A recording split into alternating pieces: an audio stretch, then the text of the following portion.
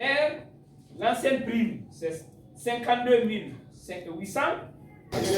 Donc, voilà, camarades, ce qui se passe. Et la plus grande malhonnêteté dans ça, on négocie, on rehausse l'ordre. On dit février 2026, un morceau, une tranche. Et juillet 2026, juillet, ça c'est en pleine vacances, hein, le second morceau. Alors que nos camarades de l'enseignement supérieur ont été plus garçons, il faut le dire, il faut les féliciter. Camarades, salut! Ils ont négocié, ils ont fait la grève en octobre, ils ont négocié en octobre, ils ont réinstauré à partir de novembre, et à la fin de ce mois de novembre, ils ont eu la première tranche de leur grève, de leur action. Camarades, salut! Salut! Camarades, salut! Salut, camarades! Regarde, nous on saute sur décembre, on saute sur janvier, on va sur février, on saute sur mars, sur le 1, c'est novembre, décembre, janvier. Successivement. Pourquoi pour nous, on décale de 2 mois? Parce que c'est 3 mois ça, parce que fin février c'est déjà 3 mois. Après encore, on décale de 4 mois. On va les payer la dernière tranche. La tête est pourrie. C'est une foutaise, mes chers camarades. C'est une foutaise. C'est une foutaise. Et ce qui nous a beaucoup plus irrité, mon camarade et moi, c'est que c'est l'attitude du ministre Bournou. Il a été décidé de nous réunir le dimanche. Moi, je vais le dire, hein, même lui, je ne lui avais pas dit. Parce qu'il y a un ministre qui m'appelle son fils. C'est le ministre de l'administration du territoire et de la décentralisation. Qui m'a appelé. Il m'a dit, mon fils, j'ai besoin de toi, trouve-moi au bureau. Mais moi, je pensais que c'était dans un autre cadre. Comme lui et moi, on est d'accord. Je trouve le ministre Sedi assis. Le ministre Aminata Kaba de l'enseignement technique assis. Le ministre Bournou assis. Ils disent qu'ils veulent réellement qu'il y ait une attente, qu'il me parle en tant que son fils, pas un syndicaliste. Donc, ce n'est pas syndical. Je lui ai répondu en disant que je ne suis pas seul. Nous sommes avec la FSP. Donc, il faudrait que le général de la FSP aussi soit associé à la démarche. Et pour résumer, instruction a été donnée au ministre Bournou de nous faire asseoir le dimanche, le même jour, pour que nous puissions négocier, même si c'est jusqu'à 1h, 0h et 2h du matin, pour qu'on puisse trouver. Il a même dit à Malinké qu'au fait, il a quand la calebasse se trouve entre 2 personnes qui la tirent, c'est en ce moment ça se casse. Mais si l'un relâche, l'autre relâche, donc ça peut aller. Donc il faudrait qu'on nous sauve aussi la face, que nous aussi on ait quelque chose à présenter à nos mandats et que le gouvernement aussi gagne. C'est comme ça le ministre de l'administration territoriale. Il a pris des instructions. Après on a vu le ministre Bournou. Il dit non, pour que nous puissions réunir les gens, il faudrait d'abord que vous levez la grève, le mot d'ordre de grève, suspendez le mot d'ordre de grève. Non, on ne peut pas le faire. Nous le faisons, on est mort de confiance, mais aussi syndicalement. On dit, mais si vous acceptez, appelez les soumans et les membres de la commission de négociation parti gouvernemental, qu'on s'assert, même aujourd'hui à 19h, si on travaille jusqu'à 1h et autres, et que nous trouvions qu'il y a une lueur d'espoir, on peut dire aux enseignants, on suspend le mot d'ordre de grève. S'il n'y a pas ça, ça ne marchera pas. Et notre fort étonnement, il dit qu'il a peur lui aussi, quand il fait ça, qu'Abouakar Souma aussi n'avait pas déposé son avis de grève. Vous comprenez, non? que l'avocat souvent aussi ne dépose pas son avis. Ça veut dire quoi? Il a peur. Et c'est derrière que nous, frère, j'en parle avec pincement de cœur. Et même vous pensez qu'il a le monopole du syndicat de l'éducation? Nous sommes tous nos structures syndicales se valent. Elles ont tous signé le protocole, le mémorandum. Et dit d'accord, qui va nous revenir, qui va appeler si l'avocat va prendre le téléphone. Après, il nous avait dit que l'avocat n'a pas fait. Il a appelé l'avocat qui va vous dire que ce dernier n'est pas venu. Nous aussi, on a dit, c'est bon. Nous aussi, on a vu que c'était fait. Si, écoutez-moi très bien, raisonnez. C'est logique, hein, pour ceux qui enseignent la logique. Si il a eu peur de négocier avec Kounou pour ne pas qu'Avocat Souma dépose un avis de grève, pourquoi a-t-il accepté de négocier avec le SLEC sans nous, et étant entendu que nous, on a déjà déposé un avis de grève? Camarade, salut! Au fait, on peut démontrer. C'est-à-dire, nous, on n'est pas de mauvaise foi. On allait vous tordre la main, vous priez, même si on allait nous mettre à plat ventre, vous dire pardon, acceptons ça. Nous, on est prêts à faire ce sacrifice pour la nation, parce que c'est une période sensible. Mais regarde, on minimise, on valorise l'autre, et le lendemain, l'autre vient seul avec son équipe. Nous, on n'est pas là. 2 sur 3. Non. Sur 3 syndicats signataires d'un mémo, 2 ne sont pas là. Le quorum n'est même pas atteint. Donc, en réalité, il était question de leur dire, bon, attendez, comme vos camarades ne sont pas là, pour qu'il y ait une chose consensuelle, attendons qu'on les appelle ou qu'on mette main sur eux, même si c'est à 20h, 21h, on peut venir s'asseoir autour de la table, jusqu'à travailler comme ils ont travaillé toute la nuit. Mais ils ne l'ont pas fait. On va aller jusqu'au bout. Jusqu'au bout! Jusqu'au bout! Jusqu'au bout! Jusqu'au bout! Jusqu'au bout! Jusqu'au bout! Jusqu'au bout! Jusqu'au bout! Et il travaille sur ça, il ne nous appelle pas, il ne nous fait même pas mention. Et même le protocole, nous qui avons travaillé toutes les semaines là-bas, là, si vous voyez le protocole, aucun nom n'est dedans. Et le plus marrant, un syndicat de l'enseignement technique qui n'a pas tenu son congrès, qui n'est pas membre de l'intersyndicat de l'éducation et qui n'est pas signataire du mémorandum déposé par l'intersyndicat de l'éducation, mémorandum sur lequel les primes sont en train d'être négociées. Lui, il va, il signe et il cachette ça. Voilà encore la deuxième provocation. C'est-à-dire que ça ne s'est pas limité aux sélectionnaires. On prend un syndicat qui n'a jamais tenu un congrès, qui se dit être syndicat de l'enseignement technique, et qu'on envoie et qui signe notre protocole d'accord sur la base du mémorandum que nous avons déposé.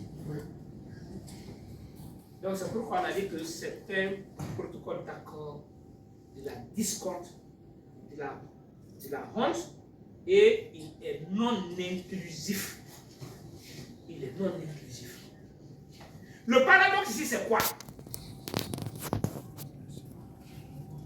Vous avez des gens avec vous et vous êtes en train de travailler sur quelque chose aussi. Et jusqu'à date, nous n'avons pas été appelés, ni de gauche, ni de droite. Et cela nous a vraiment déçus. Déçus et déçus. Et qu'est-ce qu'ils font? Ils veulent politiser le combat. Pour dire, Pépé, il est allé à Bruxelles, il a rencontré le professeur Alpha Condé là-bas. Oui! Et donc il est en train de rouler comme ça. Alors que moi j'ai été en juin à la conférence internationale du travail, j'ai rencontré des syndicalistes avec qui on a créé des partenariats.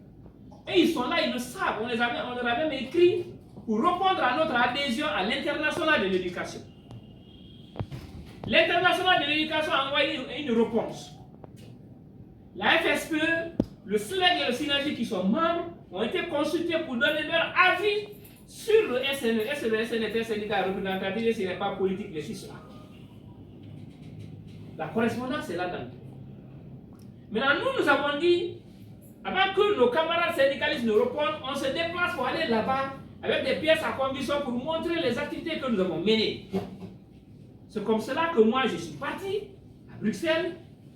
Mais comme les négociations étaient en cours, je n'ai pas voulu faire des photos pour dire que PP n'est pas là, il y a des négociations. Même à l'aéroport, quand je voyagais, je n'ai pas sorti. Et mon ordre est signé par l'État. Comment moi je peux sortir avec un ordre de mission d'État, un passeport de service de l'État pour aller rencontrer un opposant à l'État, au régime actuel? Voilà l'argument, regardez. Voilà l'argument que nos camarades du SLEG ont fait passer au gouvernement. C'est eux qui ont décidé.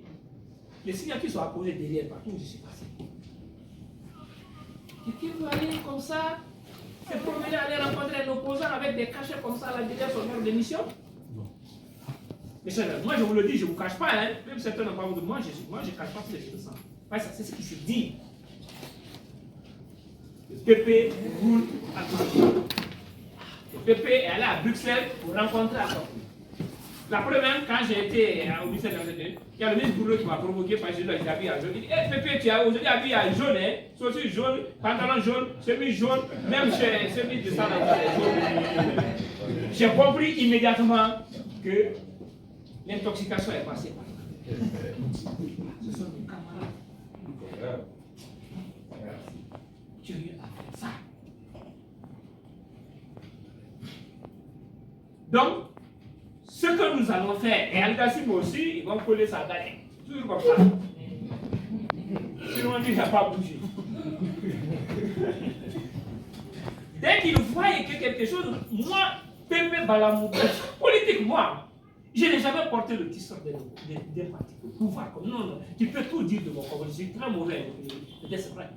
Mais moi, politique, moi, c'est éducation. Je parle d'éducation. Mais publication, c'est éducation. Et vous le voyez sur Facebook. Je ne publie qu'éducation. Moi, je ne publie que ça.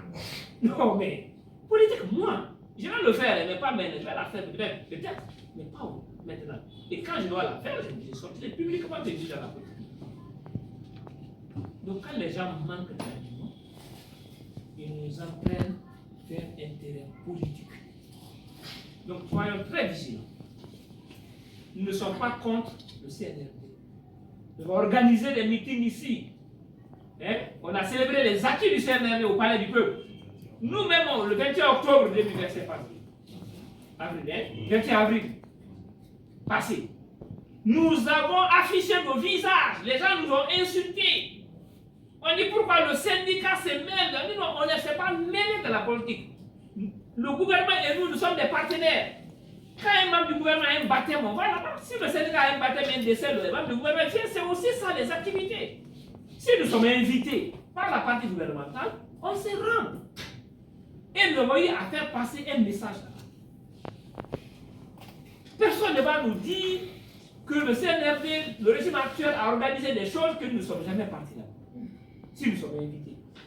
Et nous avons été très fiers de nous présenter là-bas et même de publier sur nos différents canaux de communication.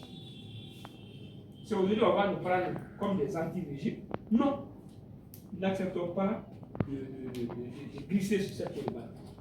Nos téléphones sont ouverts. Nous communiquons avec nos mêmes numéros. Lui, il le sait. Si c'était ça, on allait changer les numéros. On allait se camoufler quelque part. Mais nous savons que nous sommes apolitiques. Et notre combat est purement social. C'est la défense des intérêts matériels et moraux des enseignants. Point barre. Camarades, salut. Et nous avons demandé aux enseignants de rester à la maison. La grève, par définition, c'est la cessation du travail, momentanée du travail. Donc, l'enseignant est à la maison. Il ne perturbe pas une campagne. Il ne va pas dans un jeu de campagne pour jeter des pierres. On ne le fait pas. Nous sommes assis tranquillement chez nous à la maison. Mais nous revendiquons le droit. Donc, nous demandons au président de la République de ne pas prêter une oreille attentive aux sirènes propagandistes de ces intoxications qui ne sont de nature à le mettre en mal avec la couche enseignante qu'on trouve dans la capitale, dans la région, dans la préfecture, dans la sous-préfecture, dans le district et dans le village. Donc l'enseignant, c'est celui-là qui se trouve partout et qui est d'accord avec ses élèves et les parents d'élèves. Avoir les enseignants dans le dos n'est pas une chose bonne en soi. C'est nous qui formons les présidents, les ministres, les députés, les hauts cadres de l'État. Donc si nous posons nos préoccupations, il faudrait que ces préoccupations-là soient prises en compte. Donc, en résumé, nos revendications principales sont, c'est la signature et l'application du statut particulier de l'éducation. Deuxièmement, c'est l'engagement des enseignants contractuels communaux non retenus à la fonction publique. Ils ont été victimes d'une injustice. Les notes sont là, on voit. On nous dit qu'il faut organiser un concours en pratique des classes. C'est moi qui ai initié la pratique des classes. Ils savent ce qui était dans l'école. C'est moi qui ai proposé. Ce n'est pas moi qui ai fait passer, mais c'est moi qui ai émis la première fois l'idée. Maintenant que les jeunes ont été évalués, les notes existent, les feuilles existent, tout ce qui est tout là-bas existe, pourquoi ne sort pas ça des tiroirs pour faire un classement à partir de là et pour les prendre? On va leur organiser un autre concours pour amuser les bobos et on va insérer d'autres personnes. Ça aussi, ça ne marchera pas. Il y a également le déblocage des salaires. C'est important de nos camarades. Décembre 2023, juillet 2024, juillet 2025, qui sont venus privés même des primes et autres. C'est un problème réel qu'on a aujourd'hui. Et j'en venais également au niveau, je te comprends très bien, mais la partie est très intéressante parce qu'on va parler des chefs d'établissement et autres qui intimident nos camarades. Regardez les primes qui sont fixées pour ce qu'on va appeler ici les hauts cadres de l'État. Secrétaire général, ancien montant, 25 millions, actuel, oh non, non. Voilà, secrétaire général, ça dit que ce qui existait d'abord, je vais citer ça, 25 millions, chef de cabinet, 20 millions, conseiller, 15 millions, directeur national ou directeur général, 13 millions, directeur national adjoint, général adjoint, 10 millions, inspecteur général de l'éducation, 13 millions, inspecteur général adjoint de l'éducation, 10 millions, chef de division et équivalent, 1 500 000, chef de section et équivalent, 500 000, inspecteur disciplinaire, ça c'était 0 francs, on a mis 3 millions, agent technique des services centraux, 0 francs, on a mis 3 millions, inspecteur régional de l'éducation, 4 millions, voilà, directeur préfectoral communal de l'éducation, DPE, DCE, 3 millions, voilà, chef d'établissement, directeur, il n'y avait rien là-bas, donc jusqu'au DSE, il n'y avait rien. Donc, voilà les primes que le décret envisage. Mais chez nous, au MEPIA, à l'enseignement supérieur, à l'enseignement technique, nos chefs ne sont pas en train de bénéficier de ça. Et nous sommes en train de les défendre pour qu'eux, ils aient leurs primes là. Ce sont eux qui sont en train d'intimider aujourd'hui les enseignants dans les préfectures et dans les régions. Mais moi, je ne comprends pas comment quelqu'un peut s'opposer à son propre bonheur. Donc nous invitons les inspecteurs régionaux, les directeurs communaux et préfectoraux de l'éducation, les proviseurs, les principaux, les DSE à cesser toutes les formes d'intimidation contre les enseignants parce que la lutte qu'on est en train de mener, c'est une lutte commune. Ils ont leur part de prime qui doit être défendue. Et donc si nous défendons cela, et eux ils sont en train de le faire, c'est pas bien. L'enseignement supérieur, dès qu'il y a grève, toutes les universités sont fermées, les recteurs ne viennent même pas. Parce qu'ils savent que quand ça vient, les subventions c'est pour les recteurs. Les primes de grade, professeurs agrégés, maîtres de conférences, qui prennent, c'est les recteurs qui sont ça. Donc ils savent que le syndicat défend leurs intérêts. Même s'ils ne se mettent pas, devant le syndicat, mais il faut sembler au moins. Mais c'est au pré-universitaire, lorsqu'on dit grève, les gens se lèvent, et ils commencent à dire non, non, non, non, non, non. on dirait qu'ils doivent savoir qu'ils étaient enseignants avant. Ils sont Ils sont venus chefs et demain ils vont être aussi enseignants. Donc les primes qu'on est en train de défendre là, il y a les primes des responsables de l'éducation dedans. Donc que ces chefs d'établissement, ces DSE, ces directeurs d'école primaire et ces directeurs communaux, préfectoraux et les inspecteurs régionaux cessent d'intimider nos camarades. S'ils ne cessent pas d'intimider nos camarades, on va les dénoncer un à un en publiant publiquement leurs photos et leurs noms sur les réseaux sociaux pour dire voilà les ennemis de l'école de la République, voilà les ennemis de leur propre, les gens qui sont ennemis à leur propre bonheur. Camarades, salut, je vous remercie. Salut. 11. Le paiement intégral des primes et arriérés des salaires des enseignants dont les salaires sont débloqués. 12. L'engagement des homologues de l'université de Gamal Abdel Nasser de Conakry et de Général Lassana Conté de Sonfonia. Pour l'intersyndicale de l'éducation, le secrétaire général par intérim de la FSBE, le camarade Alpha Gassim Bari. Pour le SNE, le secrétaire général Michel Pépé Balamou. Je vous remercie.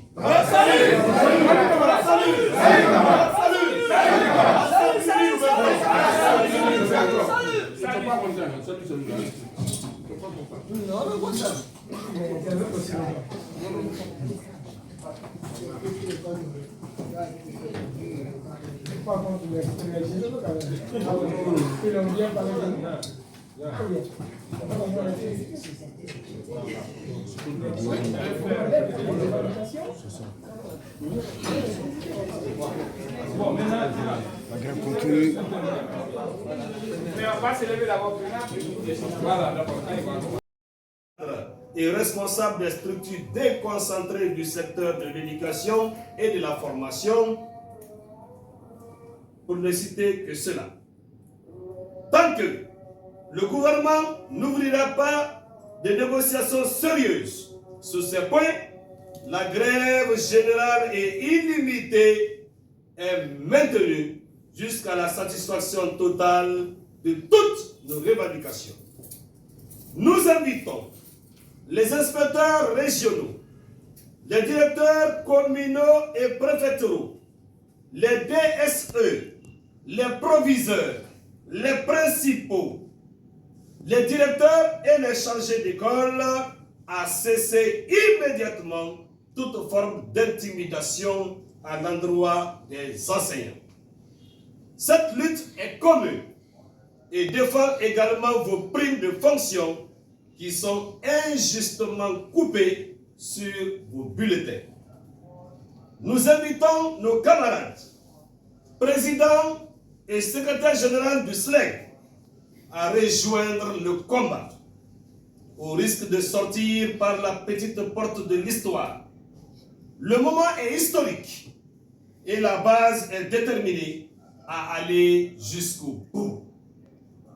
Le plus grave n'est pas de se tromper, mais de persister dans l'erreur. Nul n'est infaillible. Les ministres ayant montré leur partialité et limite dans la résolution consensuelle de cette crise, l'intersyndicale de l'éducation compte désormais sur Monsieur le Premier ministre et Monsieur le Président de la République pour trouver très rapidement une issue négociée au bénéfice de l'école de la République. Elle invite également les parents d'élèves à garder les enfants à la maison.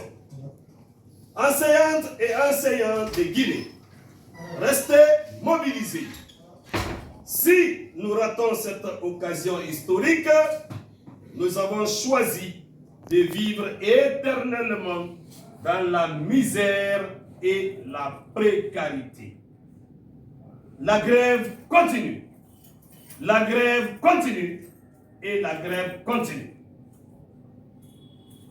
Pour ce fait, seuls, je dis bien seuls, les secrétaires généraux de la FSPE et du SNE sont habilités à suspendre ou à lever le mot d'ordre de grève, et ce, uniquement après consultation de la base. Le statut particulier des enseignants, c'est maintenant ou jamais. Vive les enseignantes et enseignants de Guinée, vive l'intersyndicale de l'éducation, vive la solidarité syndicale. Unis et solidaires, nous vaincrons. Désunis, nous mendierons.